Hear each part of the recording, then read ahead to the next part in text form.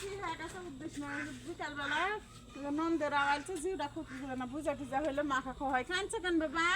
এত ঘুরবে তাই হয় একটু হলো কি ভুজা ভাজা হলো কি মাখা দিনে ভালো লাগবে না সন্ধ্যাবেলা পাখির চাউলে সে না ভাজা তো বেলাও চলে গেল তুমি হোক করে ভাজা আসান দিলে ভাজা হয় না প্রতিদিন পানি আসে বন্ধে চুলা না ঢাকলে হয় না বিরক্ত হয় আর তোমার বাহিরে চলে হয়ে সমস্যা হয়ে গেছে সমস্যা মানে কি দেখো বাইরে চলে প্রতিদিন ঢাকা থেকে এখন সুতা শাওরের আবদার সন্ধ্যাবেলা তো রাখতেই হবে এই যে ভুজা ভাজছি হয় শাওরের একটু কথা শোনো পরে না থাকতে তাও ভালো দিয়েছে করে কাইটা হলো কি এই রান্না হলো কি খাওয়াবে শাওরকে তাহলে ভালো হবে মানুষে ভালো বলবে এই যে সন্ধ্যাবেলা আসেনি সন্ধ্যাবেলা মাকে খাবো না সবাই মিলে হয় বেশি করে ভাজা তো বেশি করে ভাজা একটু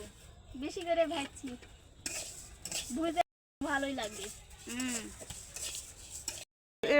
এত করে নাটকা ঝাল ঝাল করে মা খাবো আজকে সেই করে ঝাল দিব আর সারাদিন শুষাই তো কি দিয়ে মাখাবে নি ঝাল করে ওই যে আপার কাছে ভুলা মরিচ আছে ভুলা মরিচ দিয়ে আসবো রাত্রিবেলা নিয়ে এসে মা খাবো ঝাল ঝাল করে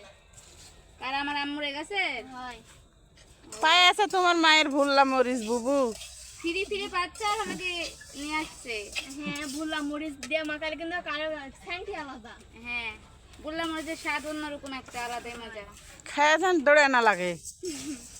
খাইয়ে দাও 10-12 জন জ্বর লাগে তাহলে এমনই শাওরাক ভুজা মাখা দিবে দেখছো খাইতেছে কতটা ভুল শাওরের পরে হিংসা করে বললাম ওই যে মাখাই দিবে জেন হলো কি না হিংসালা আমার শাওর প্রতিদিন প্রতি সারে ভুলা মরিচ দিয়ে ভাত খাই তাহলে তো কোনো সমস্যা নাই না ভর্তা ভাজি হলে তো ভুলা মরিচ দিয়ে খালি খাইতেই থাকছি তাহলে ভালোই মাখাও বেশি করে